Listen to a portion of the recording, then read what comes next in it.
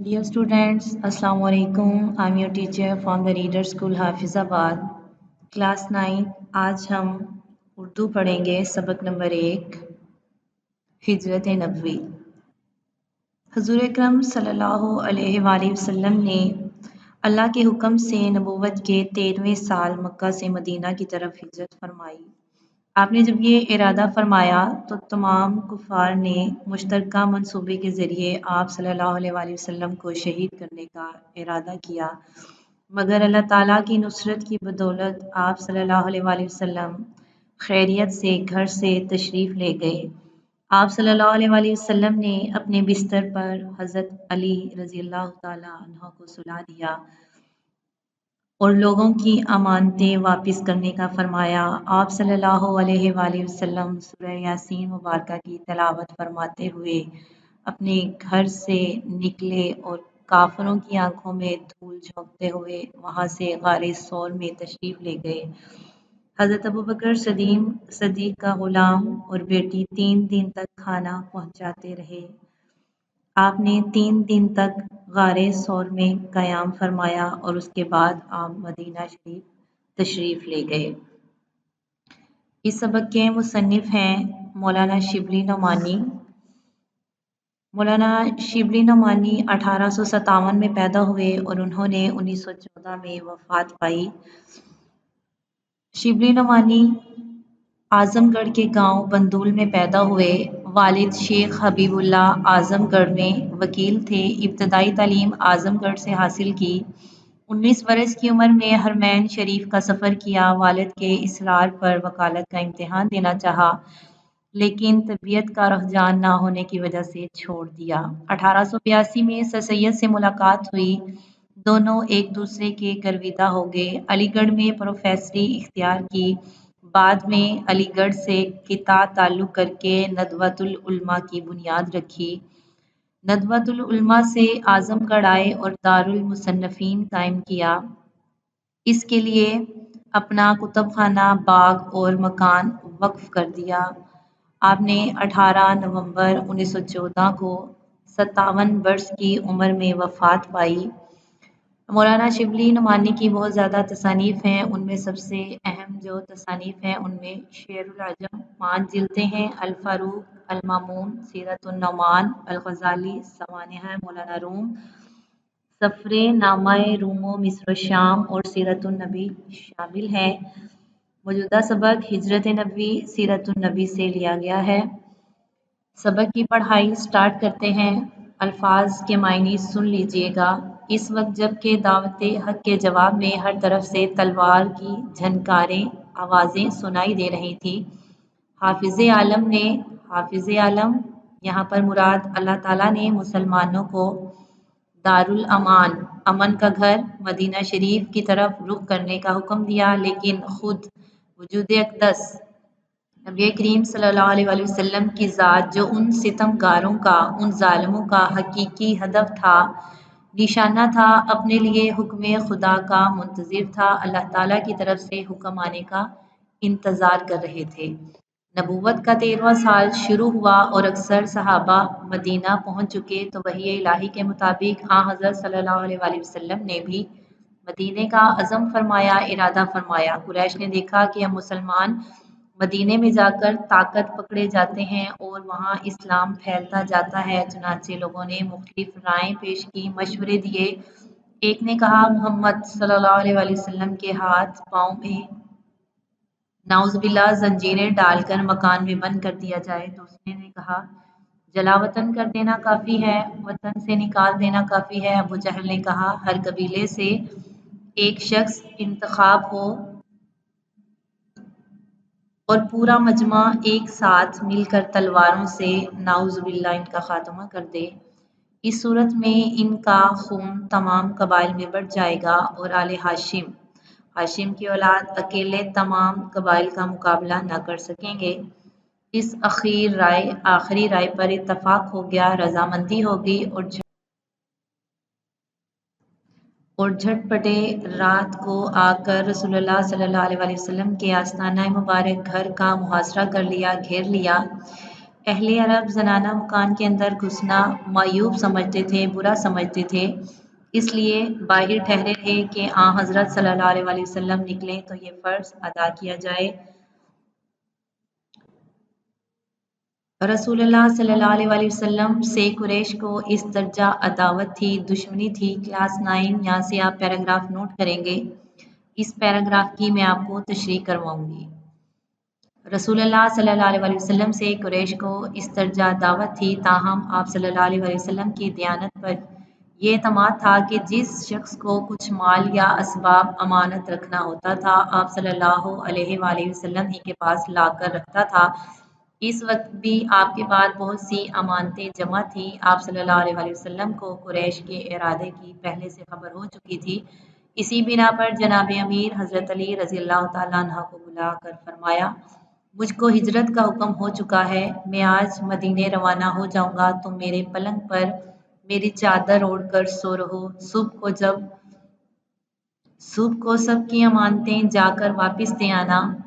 یہ سخت خطرے کا موقع تھا۔ جناب امیر کو معلوم ہو چکا تھا کہ قریش آپ صلی اللہ علیہ وآلہ وسلم کے قتل کا ارادہ کر چکے ہیں، اور آج رسول صلی اللہ علیہ وآلہ وسلم کا بستر خواب یعنی سونے کی جگہ قتل گاہ کی زمین ہے، لیکن فاتح خیبر کے لیے، حضرت علی کے لیے قتل گاہ فرش گل تھا، پھولوں کا فرش تھا۔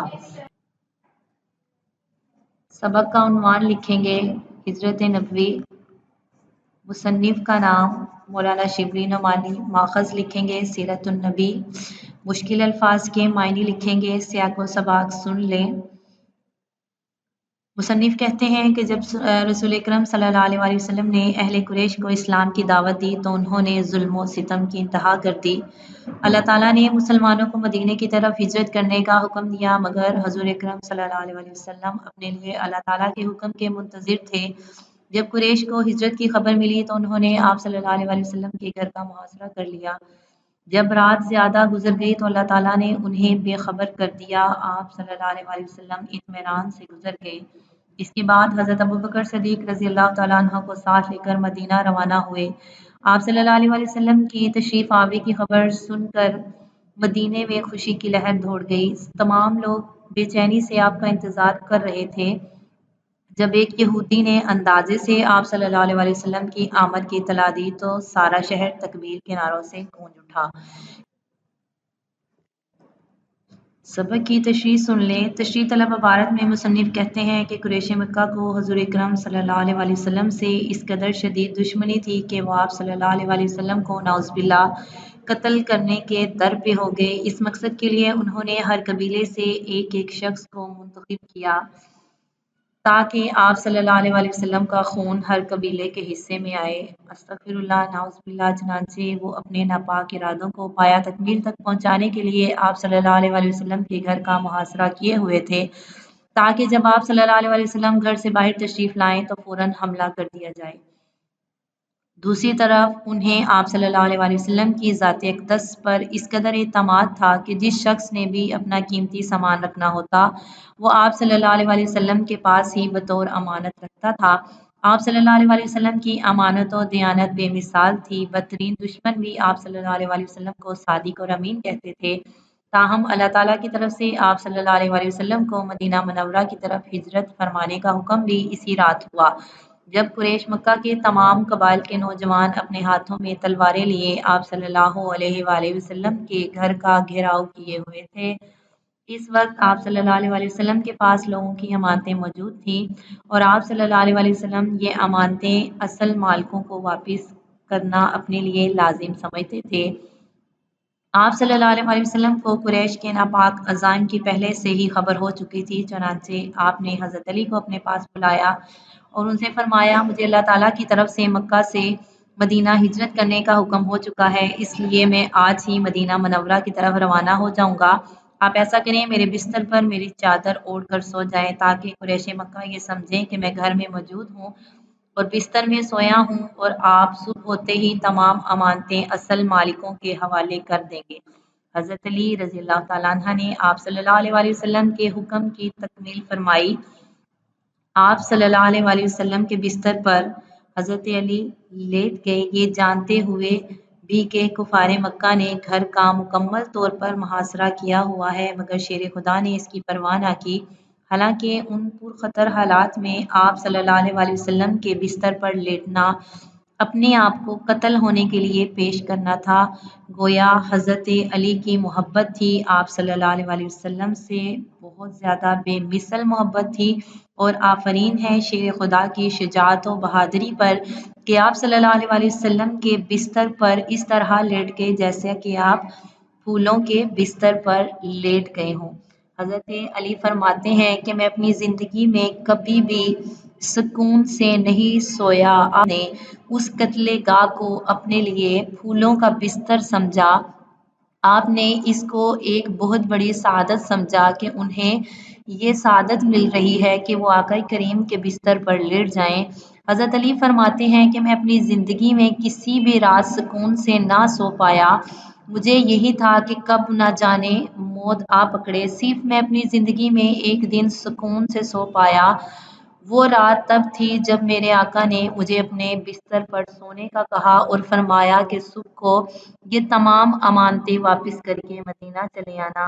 اس رات مجھے یقین تھا کہ آج رات مجھے موت نہیں آئے گی اور میں صبح زندہ اٹھ پاؤں گا۔ یہاں تک پیراگراف کی تشریح مکمل ہوئی۔ کلاس 9 آگے تھے۔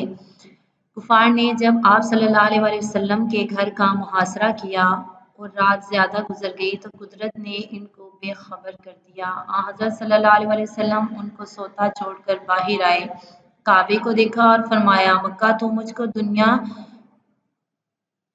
تو مجھ کو تمام دنیا سے زیادہ عزیز ہے، لیکن تیرے فرزند مجھ کو رہنے نہیں دیتے۔ حضرت ابوبکر رضی اللہ تعالی عنہ سے پہلے قرارداد ہو چکی تھی۔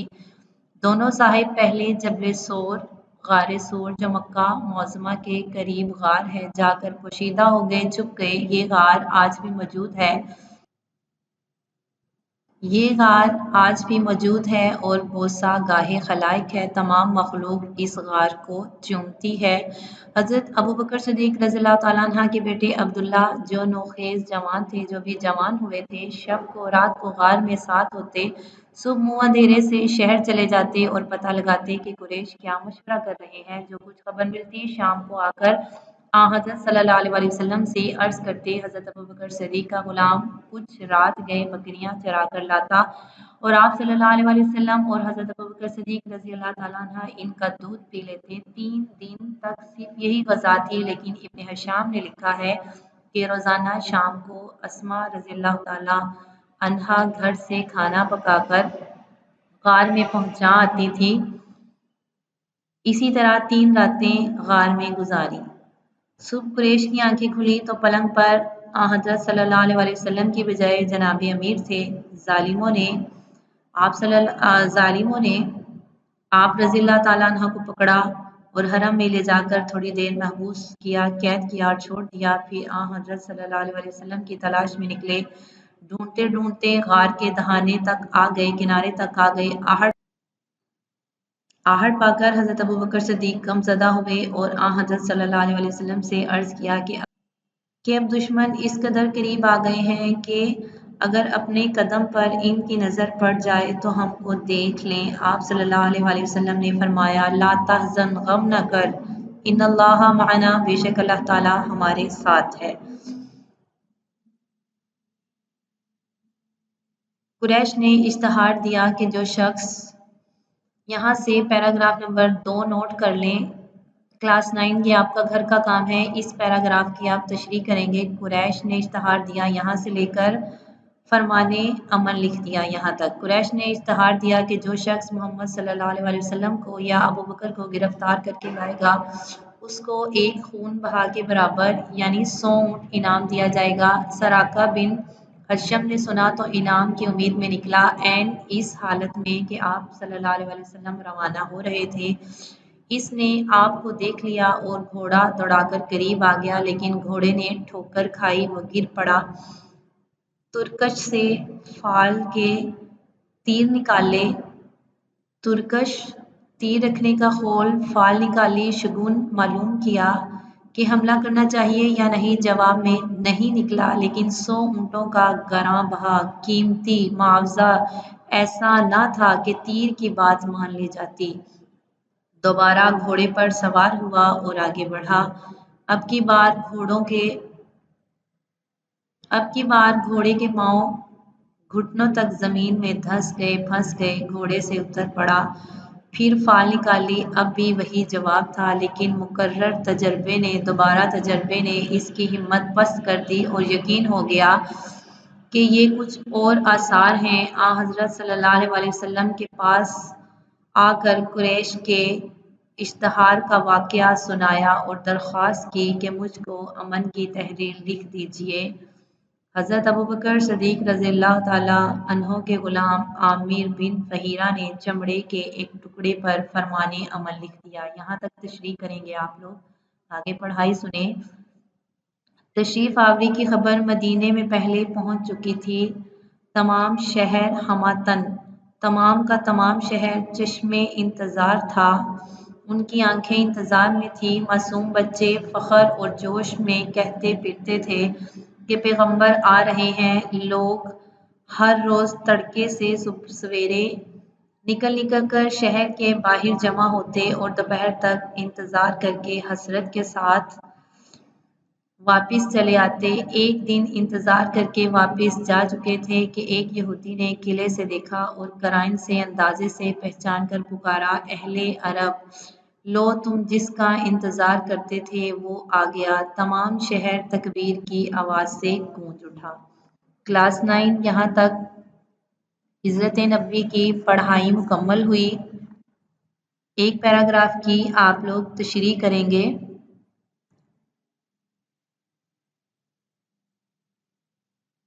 پیراگراف کی تشریح کریں گے، الفاظ معنی یاد کریں گے اور لکھیں گے۔ تھینکس، اللہ حافظ۔